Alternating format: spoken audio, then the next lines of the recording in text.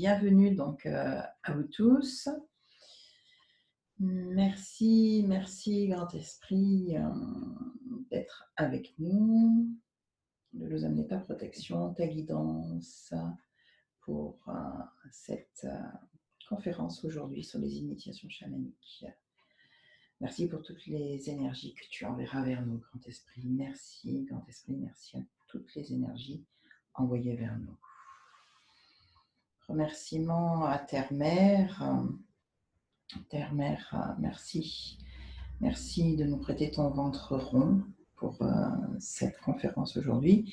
Merci pour ta protection et ta guidance tout au long de cette conférence sur les initiations chamaniques. Merci pour toutes les énergies que tu enverras vers nous pour nous accompagner.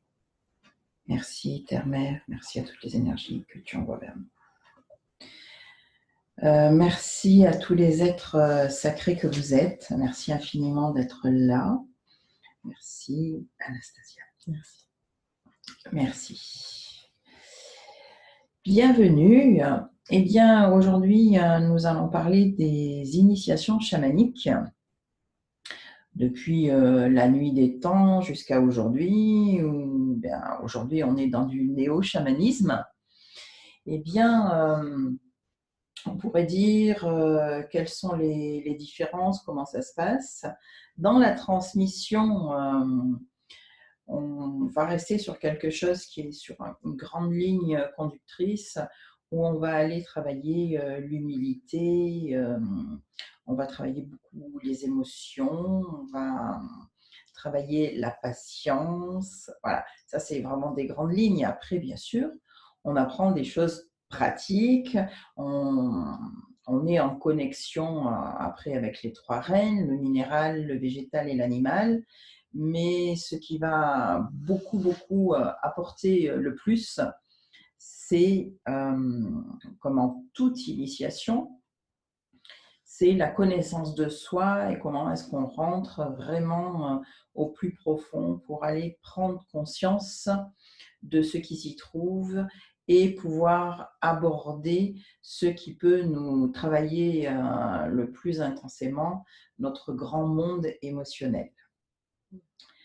Alors, ça, c'est une grande constance. Après, qu'est-ce qui change? Ce qui change, c'est que dans d'autres temps bien plus reculés, il y avait un chaman par village et qu'aujourd'hui, eh bien, les villages se sont bien agrandis, hein, et on a des villes. Et là, effectivement, il y a beaucoup plus d'êtres à accompagner. Donc, effectivement, il y a beaucoup plus de chamans et d'apprentis chamans. Voilà. Alors, dans la transmission, ça devient un peu différent, c'est-à-dire que, comme de toujours, hein, il y a eu effectivement des chamans qui ont des capacités différentes et des chamans qui pouvaient travailler sur le corps physique, des chamans qui pouvaient travailler sur le corps physique et émotionnel, des chamans qui pouvaient travailler sur le corps physique, émotionnel et sur la guidance de l'âme. Ensuite, des chamans qui pouvaient transmettre en fonction aussi de ce pourquoi ils étaient faits, c'est-à-dire peut-être les chamans allaient transmettre uniquement les soins et les rituels qui sont faits pour travailler sur le corps physique, et d'autres pouvaient transmettre pour travailler sur le corps physique et émotionnel, et après aussi tout cela plus la guidance, c'est-à-dire ce qu'on appelle au niveau holistique. Et puis ensuite, il y a des chamans qui pouvaient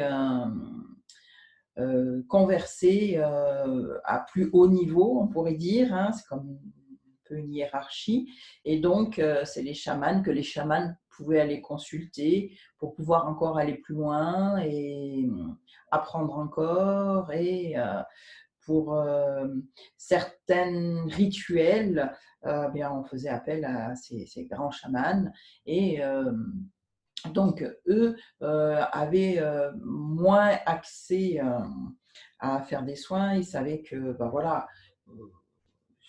suffisamment de soins pouvaient être dispensés par d'autres chamans qui étaient bien pour cela. Et donc, eux allaient recevoir bon, voilà, les cas peut-être les plus compliqués, et puis les grandes guidances des personnes qui étaient beaucoup plus sur l'éveil et qui avaient besoin d'être guidées à un autre niveau. Et voilà, donc aujourd'hui, eh bien, on va retrouver ces grandes organisations, on va dire peut-être au niveau des villes, ou au niveau national, au niveau international. C'est-à-dire que effectivement, dans les villes, on va retrouver plusieurs chamans, bon, qui peuvent être aussi des différents thérapeutes, qui vont agir à différents niveaux. Et puis après, il va y avoir d'autres chamans qui peuvent regrouper, enseigner, on pourrait dire maintenant faire de la supervision, voilà, hein. Et après, on va retrouver les chamans qui, à l'heure actuelle, c'est voilà, un peu plus différencié. On va retrouver aussi les chamans qui transmettent. Donc, au niveau des initiations chamaniques, dans le néo-chamanisme, eh bien, il va y avoir beaucoup moins de chamans qui font des initiations, hein. On va trouver beaucoup plus de chamans qui font des soins. Mais c'est à des niveaux différents. Voilà, c'est pour ça. Alors, ensuite, comment est-ce que dans les anciens temps était décidé que tel ou tel être allait être initié au niveau chamanique? Alors, eh bien, soit le chaman voyait à l'arrivée d'un enfant, l'arrivée, ça veut dire quand il était déjà fœtus, hein, ou voir avant qu'il soit fœtus, au moment où l'âme faisait son choix des parents et de descendre, le chaman pouvait être averti que tel couple allait recevoir un enfant et que cet enfant, eh bien, il était fait pour être chaman. Alors, vu ces signaux, il prendrait soin, quand l'enfant serait né, voilà, d'en informer les parents, d'en informer le clan, la tribu, et dès que l'enfant serait en capacité, peut-être tout petit déjà, peut-être d'aller ramasser des plantes avec lui, de l'amener dans certaines roches pour qu'il ressente les énergies, de l'amener à aller voir des esprits de la nature, dans les pierres, dans les bois, dans les fleurs, enfin voilà, de le mettre en contact avec le monde animal, voilà, hein. Ça c'était dès qu'il pouvait marcher, aller promener avec lui et lui montrer les choses, lui montrer dans le ciel ce qui peut se, se parler, dans la terre ce qui peut se parler, voilà, hein. Voilà. Après, par contre, il y a d'autres personnes qui peuvent naître pour avoir une action chamanique, mais qui est moins intensive, qui va être à un moins haut niveau. Et là, eh bien, on va voir au fur et à mesure que la personne exprime son être, de voir qu'effectivement, il y a des capacités, il y a des ouvertures de cœur, il y a une ouverture de l'être pour être au service des frères et sœurs.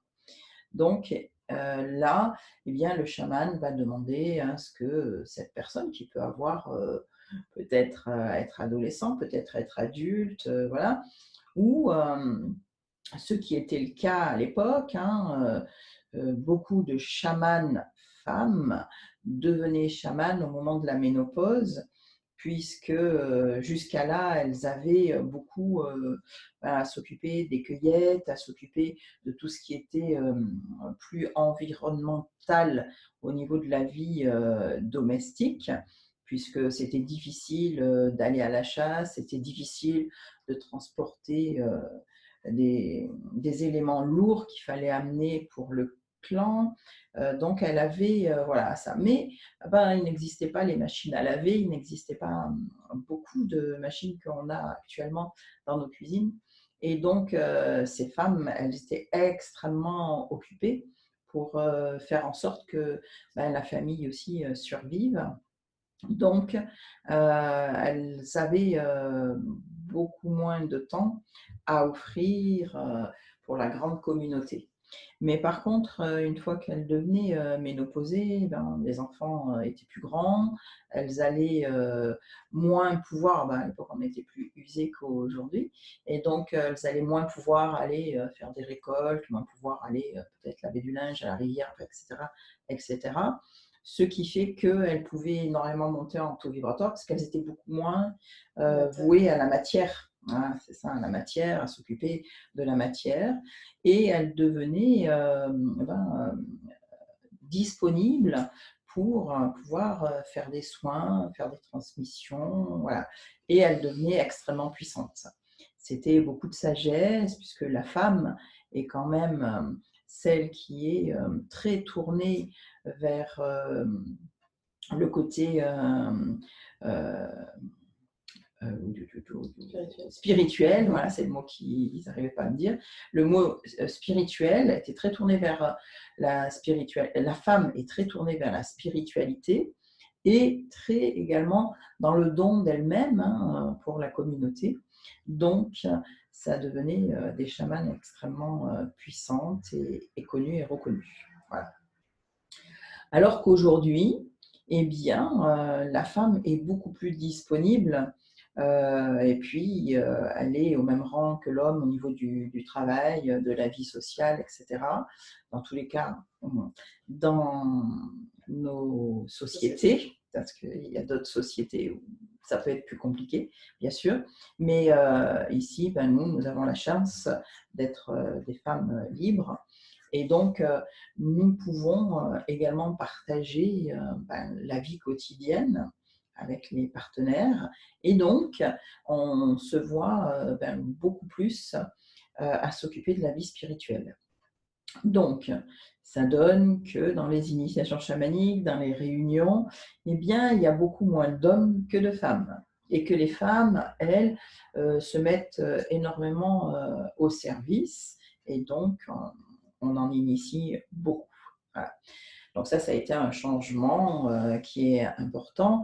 Bien sûr que c'est pas neutre. Hein. On voit bien que actuellement il y a une grande montée vers la lumière. Puis on en sait quelque chose avec actuellement le confinement, bien sûr, et que la femme va amener cette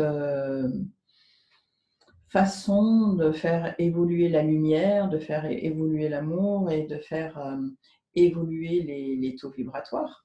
Alors après, bien sûr, on se rend compte également que les femmes ne sont pas les seules à avoir des changements dans leur vie, mais que les hommes ne partent plus tuer les mammouths ou les grands lions pour en avoir de la peau qui tienne bien chaud. Donc, ils n'ont pas à être guerriers comme ils ont pu l'être. Et donc, on voit de plus en plus d'hommes qui passent en féminin sacré et en masculin sacré et qui sont dans l'alliance, hein, comme nous les femmes aussi nous cherchons. Donc, nous sommes de plus en plus à chercher à rencontrer ce féminin sacré, ce masculin sacré et à arriver à créer l'alliance sacrée à l'intérieur de nous, aussi bien hommes que femmes. Alors, eh bien, dans les initiations chamaniques, de plus en plus nombreux sont les personnes qui viennent recevoir des initiations pour faire grandir toute cette lumière. Alors, qu'est-ce qu'on aborde depuis la nuit des temps? Parce que je vous ai parlé qu'on abordait les trois grands règnes.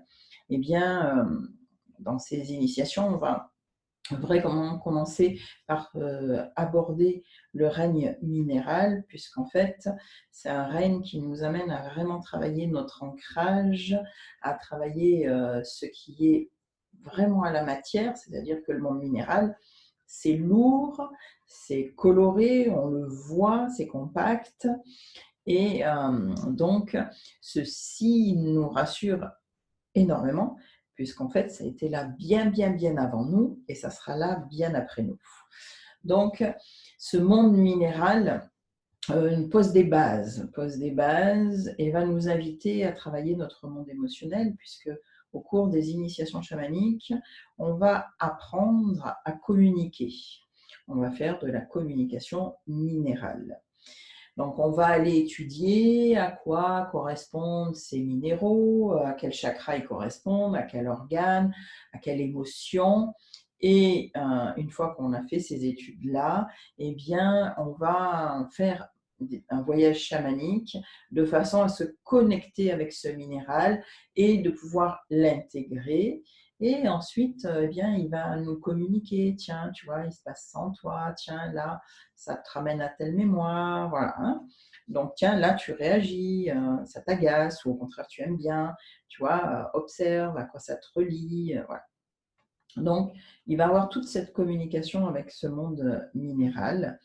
À travers ce monde minéral, bien sûr que le chaman va dire, maintenant, tu as reçu la connaissance, ok, c'est là, c'est dans ton mental, tu as fait le voyage et le chaman te permet de communiquer avec ce monde minéral. Maintenant, il y a 1 mois ou 2 mois avant qu'on se rencontre de nouveau. Et là maintenant, c'est à toi d'aller te connecter avec ce monde-là, avec cette pierre que nous avons étudiée et que tu puisses sentir ces émotions, que tu puisses aller voir à l'intérieur de toi de quoi te parle ce minéral. Alors évidemment, que nous allons toujours commencer en initiation par l'ancrage.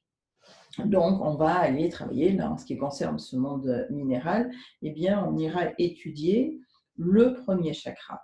Le premier chakra qui parle d'ancrage, qui parle de nos racines, qui parle de notre arbre généalogique, qui parle de matière, voilà, hein, c'est vaste, hein.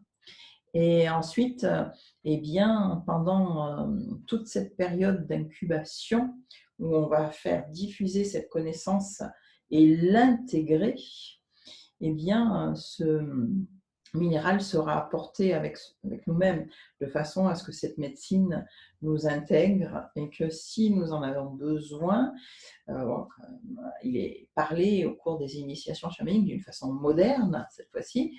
On dit toujours vous ne savez pas ce qui peut vous arriver. Peut-être vous êtes en plein milieu, là, au milieu de l'autoroute, il y a un accident. Vous n'avez pas vos pierres sur vous.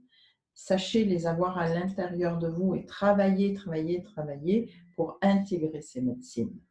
De façon à, si vous en avez besoin, là, sur l'autoroute comme ça, eh ben, vous mettrez votre main, vous appelez et l'énergie qui est en vous, de ce monde minéral, pourra venir apporter ce dont là où les personnes accidentées peuvent avoir besoin. Voilà. Alors, ça, c'est un travail complètement personnel. Bien sûr qu'il y a la transmission du chaman et qu'il y a ce qui est offert à l'initié, mais ensuite, il y a vraiment le travail en profondeur que l'initié fera. Parce que tout au cours de ces initiations chamaniques, bien sûr, qu'il y a le référent et le chaman qui est le maître extérieur qui parle et qui informe et qui transmet, qui initie. Mais ensuite, les initiés ont leur propre maître intérieur et ce maître extérieur va parler à leur maître intérieur.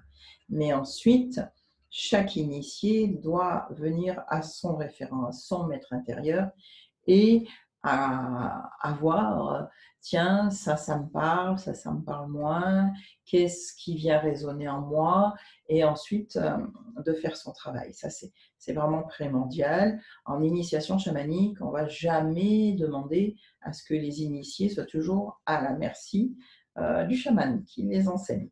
Peut-être que même le chaman pourrait les pousser un peu comme ça dans leur retranchement et leur dire va donc voir chez toi par toi-même ce qui se passe, parce que moi, je ne veux pas tout te dire. C'est pas possible. C'est à toi de découvrir. Je peux te donner le paysage qui est à voir, mais c'est à toi de cheminer dans ce paysage. Je ne vais pas faire le chemin à ta place. Ça serait même ne pas respecter les ancêtres. Hein. Voilà, ça s'est toujours fait comme ça, et de tous les temps. Un maître qui initie va toujours montrer le chemin, mais n'ira jamais le parcourir à la place de l'initié. Alors par contre, eh bien sûr, depuis la nuit des temps, les initiés peuvent être bousculés puisque les émotions peuvent monter et qu'on les voit et qu'on les reconnaît et qu'on va les travailler. Donc forcément, quand on suit des initiations chamaniques, on évolue, on grandit et qu'on devient de plus en plus fort. Pour ça, eh bien voilà, ce règne minéral, puisque c'est le premier qu'on aborde, va aller étudier chaque chakra et jusqu'au septième. Et quand on est arrivé au septième chakra pour le monde minéral, eh bien on va aller étudier le monde de la radiesthésie avec les pendules. Alors bien sûr qu'à l'heure d'aujourd'hui, on a des pendules très sophistiquées et puis nous, d'ailleurs, dans la lignée, on utilise de pendules spécifiques, voilà. Mais auparavant, eh bien, on faisait un pendule avec un bois qu'on pouvait trouver, qui était un peu lourd, avec une pierre, avec un os, qui était un peu lourd aussi. Puis on allait l'attacher sur une liane ou un lien animal, un boyau, enfin, etc. Et ça allait faire un pendule. Hein. Donc depuis la nuit des temps, on a toujours cherché où étaient les vibrations positives, comment retirer des énergies négatives, comme ça avec un pendule. Donc ça n'a pas changé, on étudie toujours cela. C'est extrêmement intéressant parce qu'en fait là on travaille énormément l'ego, on vient travailler l'ego, c'est-à-dire là on est en train de voir avec un pendule là ce qui se passe à l'intérieur de nous-mêmes et au niveau sociétal, chacun peut voir ce qui se passe à l'intérieur de nous. Ce pendule, il va vibrer plus ou moins fort. Ce pendule, eh bien, quand on lui pose une question, il va répondre. Ce pendule, si on lui demande d'éviter des énergies négatives, il va se mettre en mouvement. Et on va, contrairement par exemple, un voyage chamanique qu'on va faire pour faire une connexion avec une pierre, où on va pouvoir raconter qu'on a vu ceci, cela et là, et après on est allé là, et puis finalement on s'est baigné là, etc., etc. Bien, personne va aller contredire. On ne sait pas ce qui s'est passé, on ne sait pas ce qui s'est vécu. Et que c'est complètement intime, ça s'est passé à l'intérieur de nous-mêmes. Bon, c'est vrai qu'il y a des fois, on entend un peu des choses et on ne sait pas si c'est vraiment vécu ou pas. Bon, le chaman voit, mais voilà. Bon, après, il y a des personnes qui voient vraiment et qui ont cette faculté-là tout de suite dès qu'ils arrivent et qui voient beaucoup. Hein, voilà. Mais en tout état de cause, ben, chacun va dire ce qu'il a vu, ce qu'il a ressenti, mais ce n'est pas vérifiable. Par contre, avec le pendule, eh bien, quand on pose une question, on voit ce qui se passe. Donc, effectivement, ça fait travailler énormément l'ego. Parce que pour un peu qu'on ait peut-être des appréhensions à ce qu'on voit, ce qui est à l'intérieur, peut-être que dans d'autres vies, ça a été compliqué parce qu'on nous a vu utiliser certaines plantes, certaines pierres, etc., et qu'on est passé au bûcher, enfin, voilà, ou qu'on a été jugé par notre famille parce que ben voilà, on plane un peu trop, parce qu'on allait mettre des petites fleurs là ou là, ou qu'on ramassait des pierres et qu'on les mettait dans certains endroits de la pièce, qu'on disait que c'était ça ou ça, et puis qu'on nous disait mais c'est n'importe quoi, mais tu fais vraiment n'importe quoi, et que ben, ça nous a un peu effrayés du fait de pas pouvoir être reconnu par sa propre famille, etc. Donc voilà, on a des symptômes comme ça et que par moment on a besoin de guérison. Et alors le fait que cette spiritualité se voit là au bout d'un pendule, ben, ça peut faire peur et ça peut créer des blocages. Donc voilà, le tout c'est de savoir où se trouvent ces blocages et ça c'est extrêmement intéressant. Donc, ensuite, on peut y travailler dessus, se libérer, cicatriser nos blessures et ça nous permet d'avancer et de grandir. Voilà. Donc ça, c'est la radiesthésie qui va beaucoup nous faire prendre confiance en nous-mêmes, en ce qui est notre être, qui peut s'exposer et où on va voir ce qui se passe à l'intérieur de nous-mêmes au niveau spiritualité. Bien sûr, on ne va pas mettre tout à nu, hein, ce n'est pas l'objet. Hein. Voilà. Ensuite, eh bien, il y a des passages initiatiques. Ça, depuis la nuit des temps, eh bien, il y a eu beaucoup de...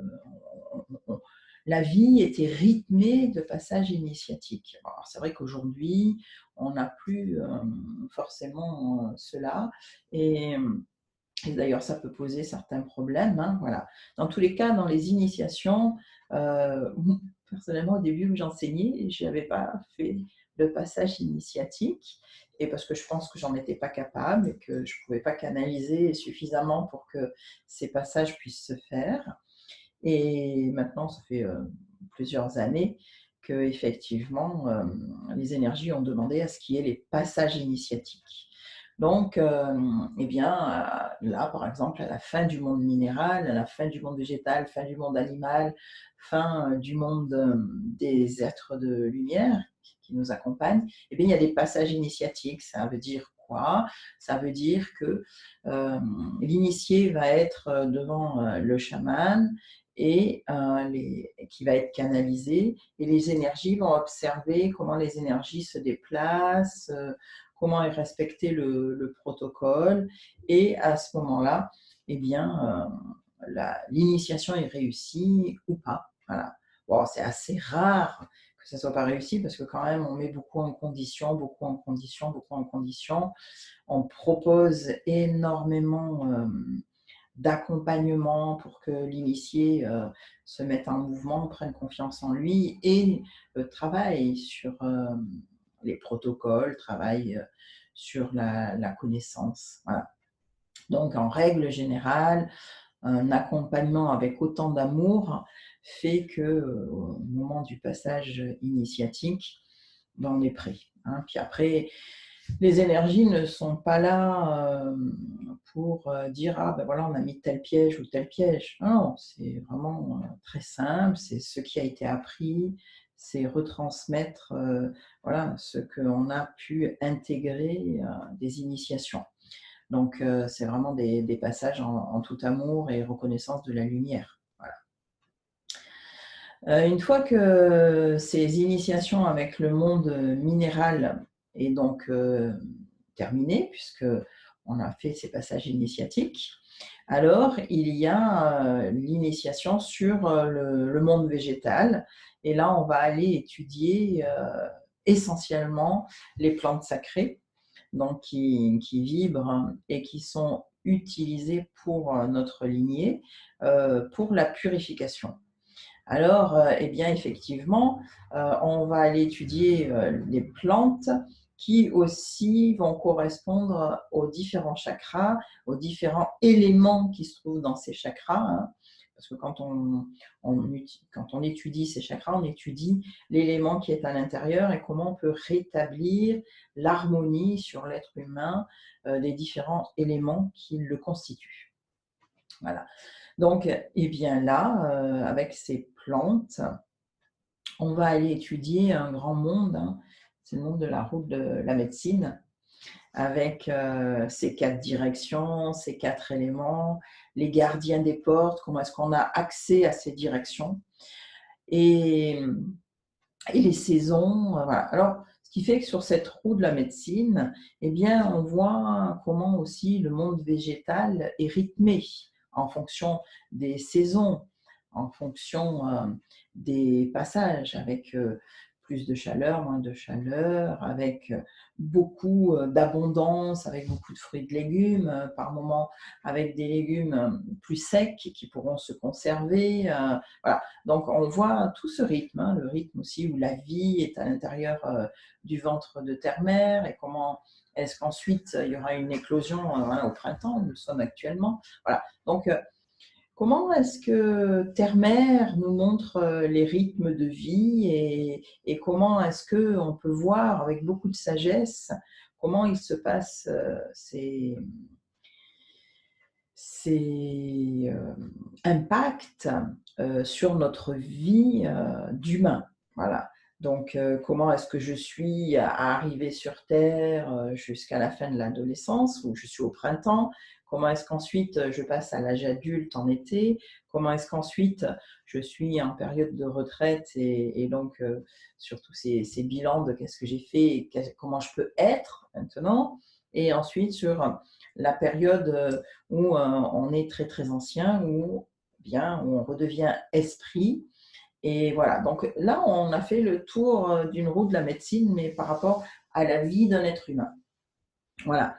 Ensuite, on peut observer que cette roue de la médecine peut nous raconter aussi où est-ce qu'on en est par rapport à un projet. Voilà, on a par exemple voulu créer une activité, comment on va y réfléchir sur toute la période de l'hiver, comment est-ce qu'on est pardon, en train de poser les choses, de voir qu'est-ce qui va être nécessaire, qu'est-ce qu'il faudra en complément, avec qui on pourrait travailler, enfin, etc., etc. Travailler sur un projet. Ensuite, le mettre à jour, travailler sur le projet, c'est en hiver. Le mettre à jour et à la lumière de tous, ça va être le printemps, le départ de ce projet, comment est-ce que on le suit parce qu'il est tout jeune, on ne peut pas encore le laisser arriver comme ça. Hein. Et ensuite, il ne peut pas encore amener l'abondance. Il est en période de bourgeon. Puis après, comment en été, ça va être l'abondance, ça y est, les choses arrivent, les choses sont là. Et donc, on gère toute cette abondance, qu'est-ce qu'on peut conserver, qu'est-ce qu'il faut consommer tout de suite, voilà, comment est-ce que on fait avec cette abondance. Et puis ensuite, ça c'est la période d'été, puis ensuite en période d'automne, eh bien, comment est-ce qu'on fait des bilans par rapport à cette activité? Tiens, qu'est-ce qui me fonctionne bien? Qu'est-ce qu'on n'a pas pu mettre en route, qu'on avait prévu dans ce projet, mais finalement qui ne s'est pas fait?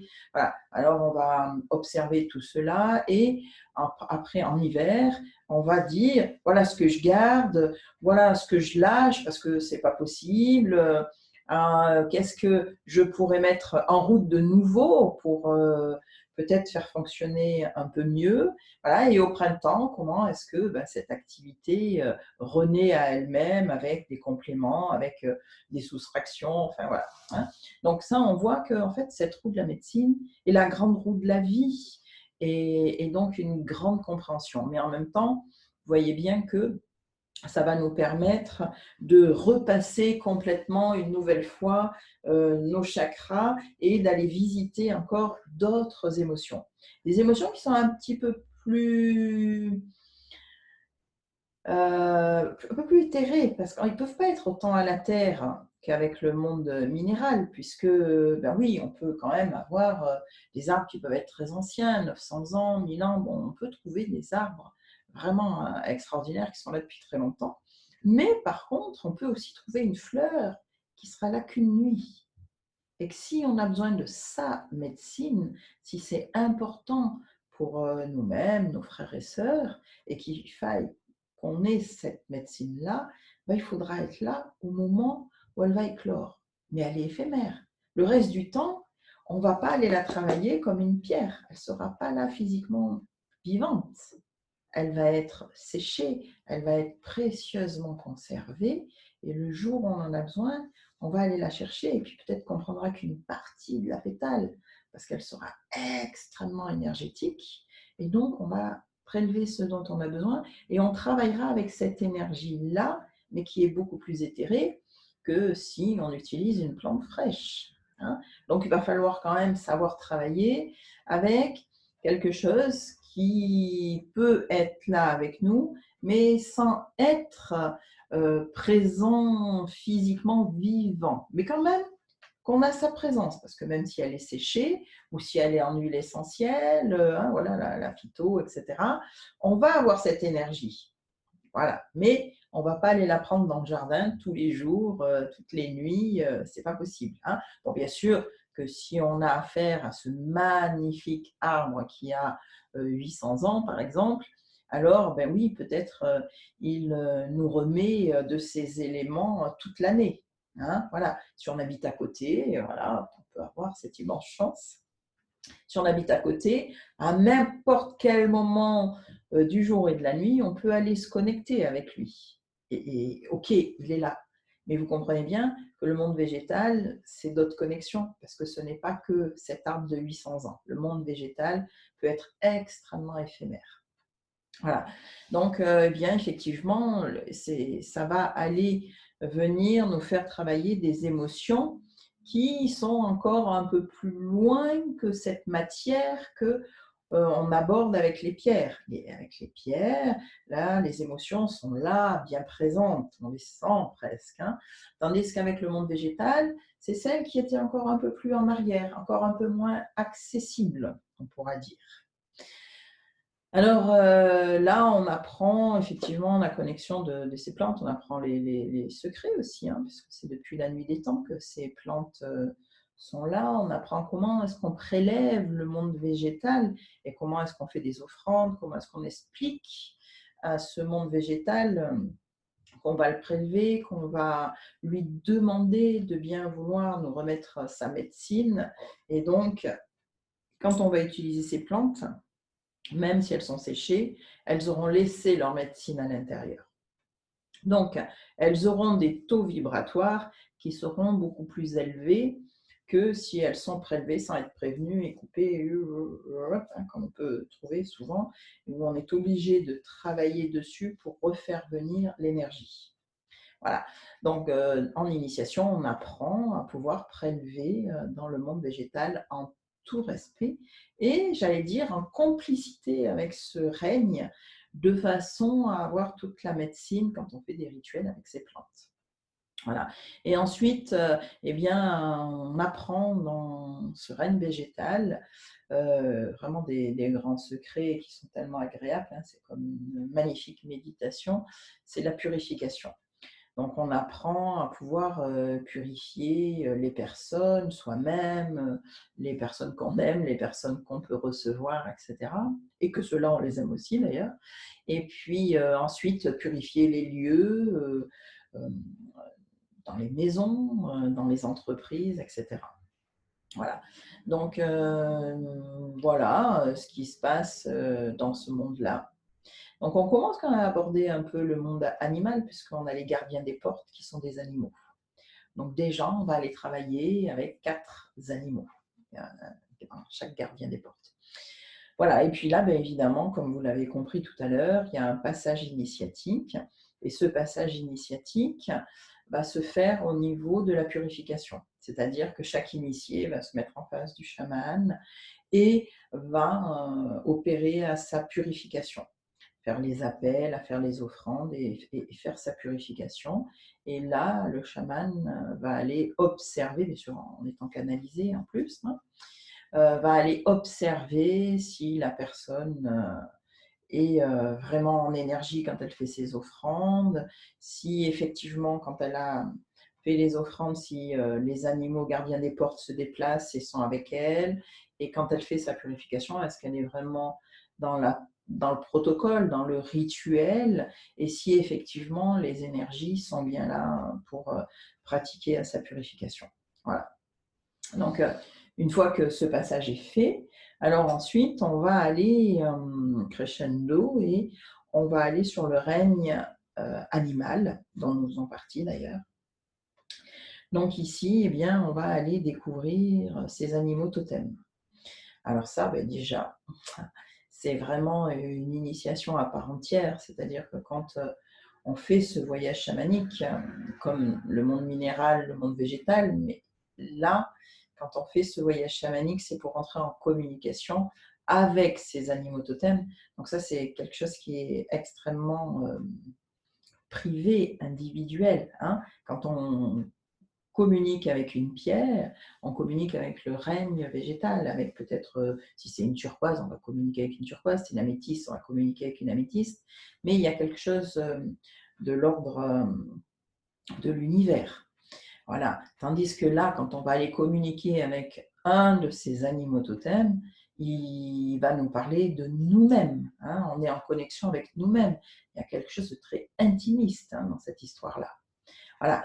Donc là, effectivement, eh bien, on va aller étudier la médecine de ces animaux qui sont venus nous rencontrer et voir comment ils vivent, où est-ce qu'ils vivent, de quoi ils vivent, comment est-ce qu'ils se reproduisent, etc.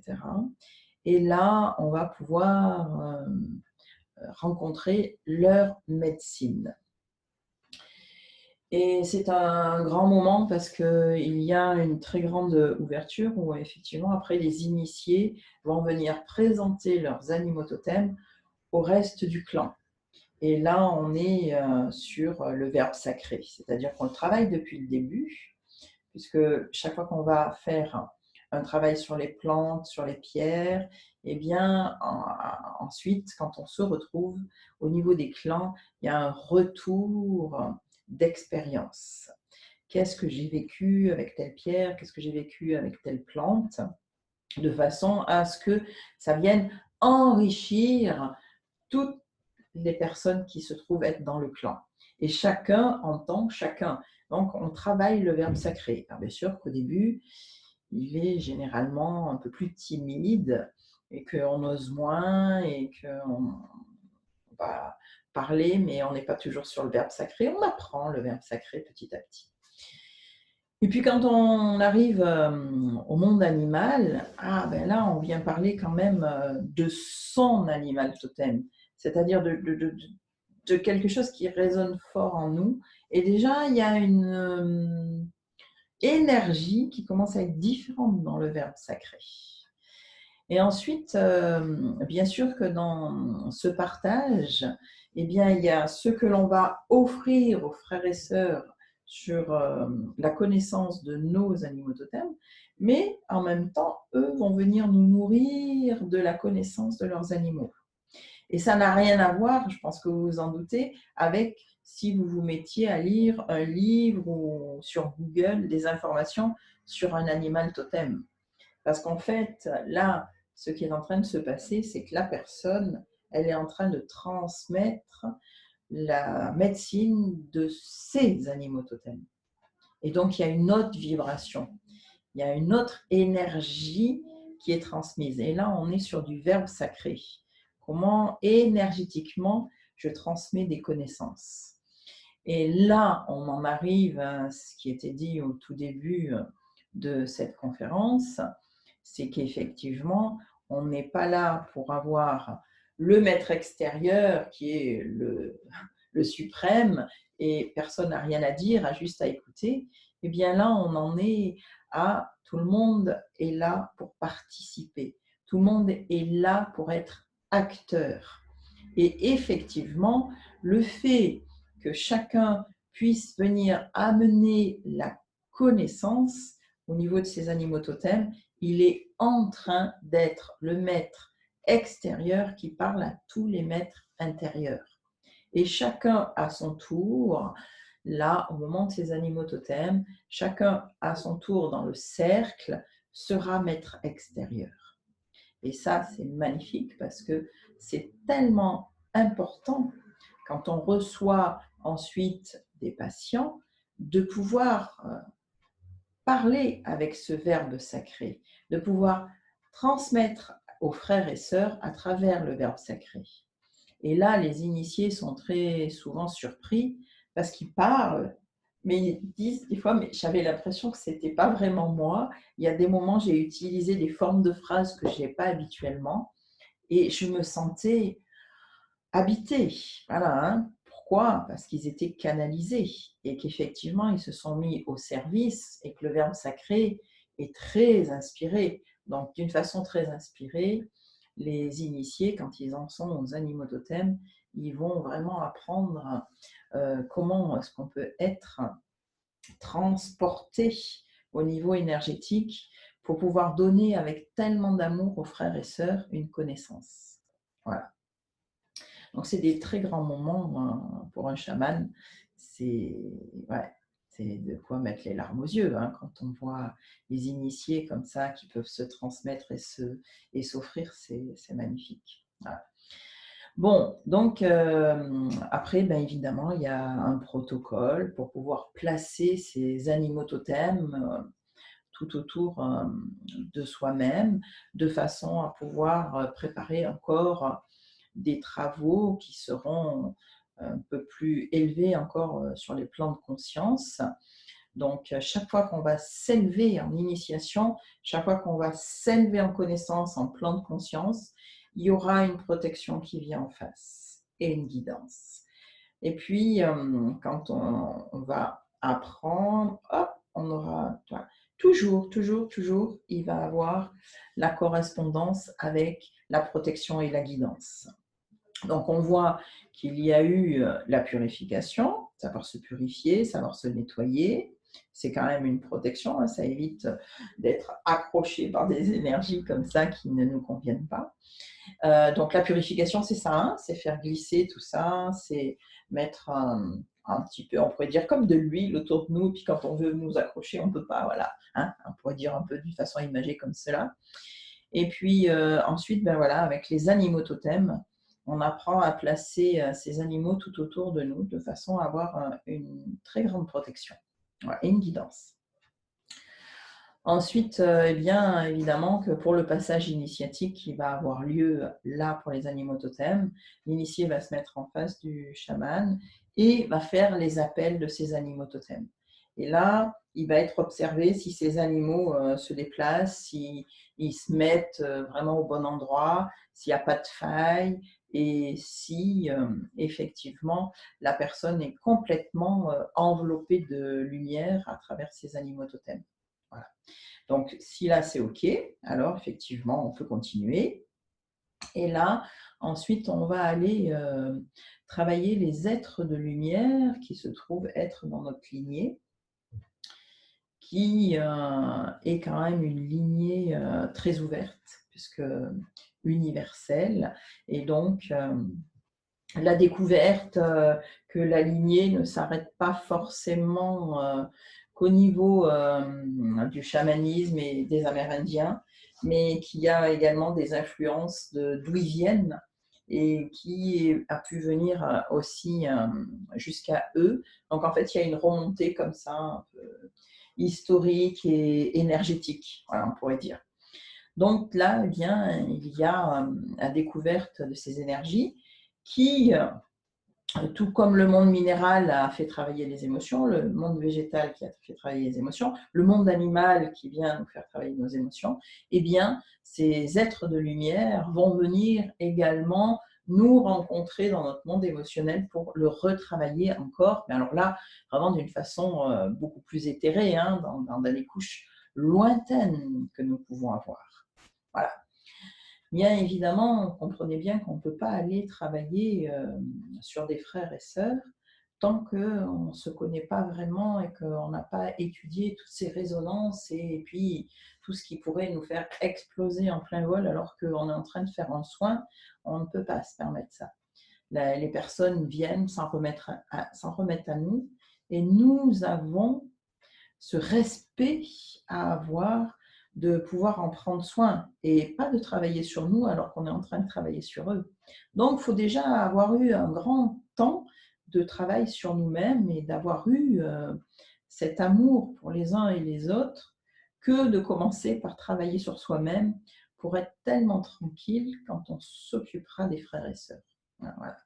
Donc, effectivement, et bien là, de nouveau, on va aller travailler sur nous-mêmes et au fur et à mesure qu'on apprend toutes ces énergies qui nous accompagnent sur notre lignée, eh bien, ils viennent nous rencontrer au niveau émotionnel. Bon, une fois qu'on étudie, voilà, et on partage dans les cercles, il y a énormément de partage, il y a beaucoup d'énergie qui travaille avec nous. Donc, chacun dans le cercle peut avoir une ou deux énergies qu'il va aller étudier en profondeur et qui ensuite viendra présenter au groupe. Alors, vous voyez bien que depuis tout à l'heure, quand je vous explique cela, l'apprentissage du verbe sacré, c'est vous allez parler une fois et puis si vous êtes 15 dans le groupe, vous allez écouter 14 fois. C'est énorme.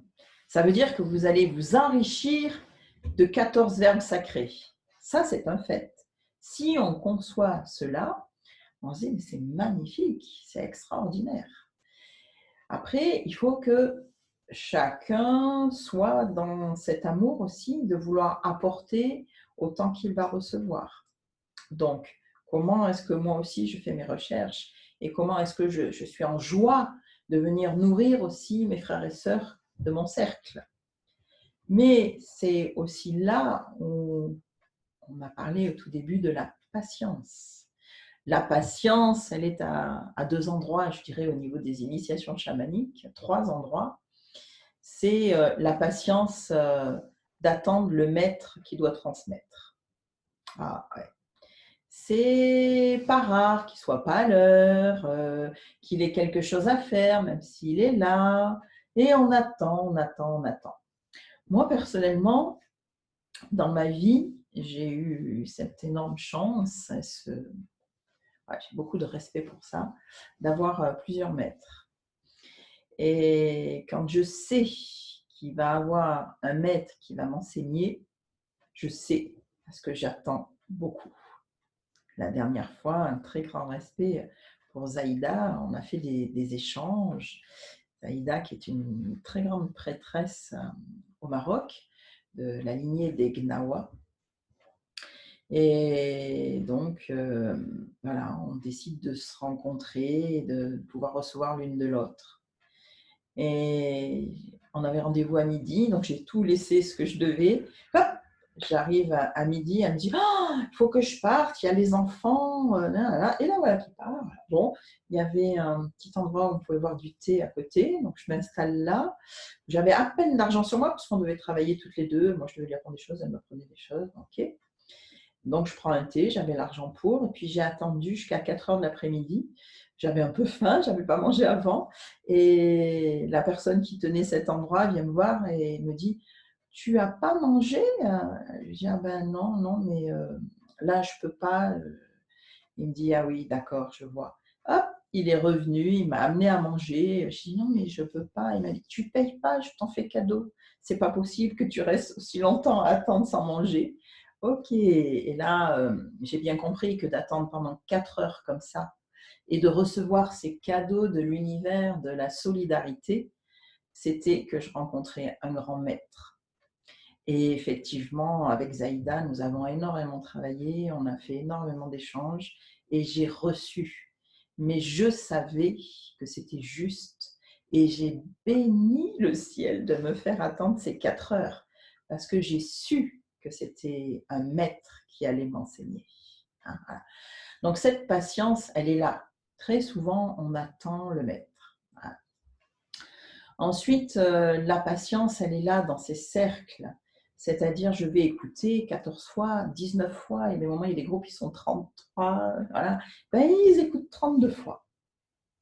Donc, en fait, comment est-ce que j'ai cette patience de pas moi me mettre en avant et parler et donner, mais de savoir rester calme, en méditation de pleine écoute, pour pouvoir recevoir ce que j'ai à recevoir.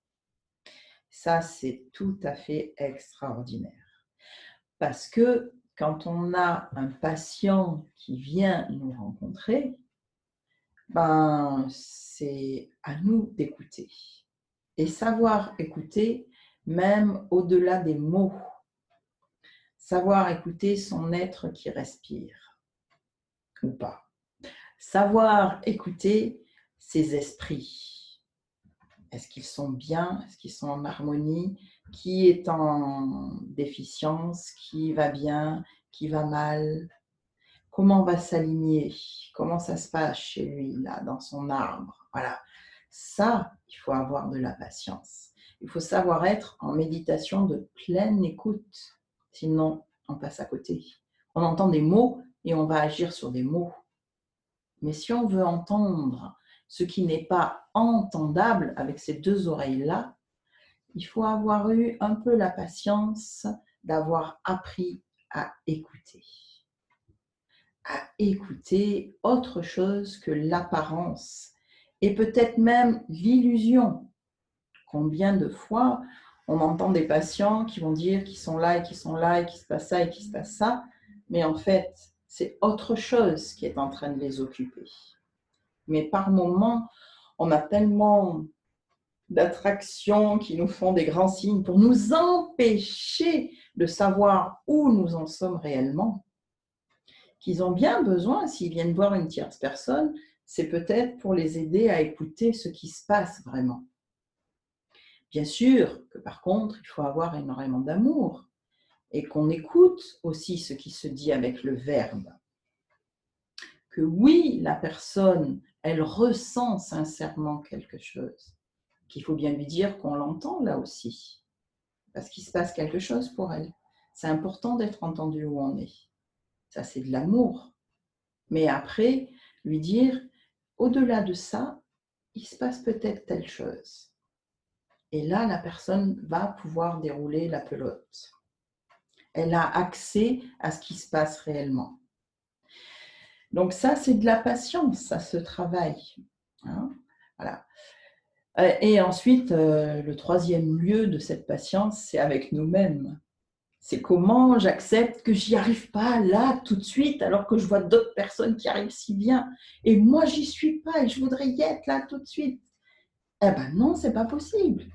Tu as à vivre quelque chose de l'ordre de l'initiation qui va t'apprendre la patience avec toi-même.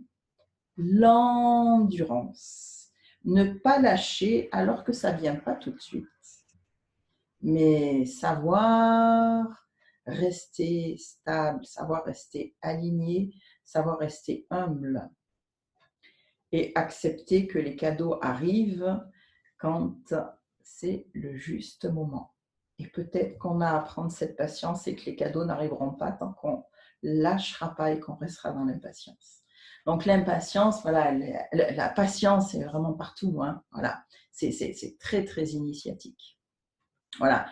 Donc, eh bien, effectivement, après, avec le travail de ces êtres de lumière, eh bien, il y aura un passage initiatique parce qu'il y a tout un protocole pour les appeler, pour les situer, pour voilà, leur demander ce qu'on a à leur demander.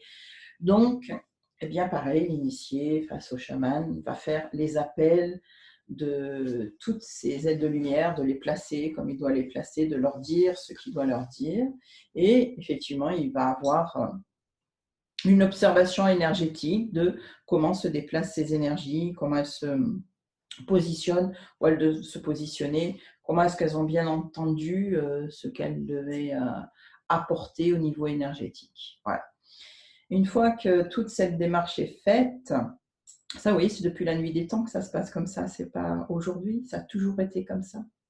Et ensuite, une fois que tout ça c'est intégré en la personne, qu'elle le transpire, qu'elle le rayonne, eh bien, on pourra avoir, au bout de ces 2 ans, parce que là, on aura parcouru 2 années, eh bien, il pourra avoir l'ouverture d'une fabrication du sac médecine. Un sac médecine, hein, c'est, voilà, de façon plus simple, voilà, c'est une poche en cuir et comment est-ce qu'on va aller se connecter avec notre âme pour savoir quel minéral il faut intégrer, quel végétal, quel animal, donc la pierre, les pierres, les végétaux, les animaux. Ça peut être éthérique, hein, l'animal, hein. C'est pas toujours qu'on a ce qui est nécessaire pour, voilà, mais ça peut être des plumes, ça peut être une petite image, enfin, voilà. Et puis par la pensée, hein, voilà. Et ensuite des aides de lumière. Après, il peut y avoir des ondes de forme qui peuvent être mises à l'intérieur. Et ensuite, comment est-ce qu'on fait appel avec toutes ces énergies de lumière, avec le grand esprit, avec Terre-Mère, pour travailler avec ce sac médecine et comment on va mettre en place les formules pour sceller ce sac médecine. Voilà. Donc ça, même au bout des 2 ans, ça se fait quand même avec l'accompagnement du chaman qui vérifie que tout se passe bien, mais on va le faire par soi-même. Hein, voilà. Il y a toujours une guidance, mais chaque initié est capable d'aller apporter tout ce qui est nécessaire à son âme et va avoir la formule pour sceller le sac médecine. Voilà, je pense qu'on a fait un tour des initiations chamaniques.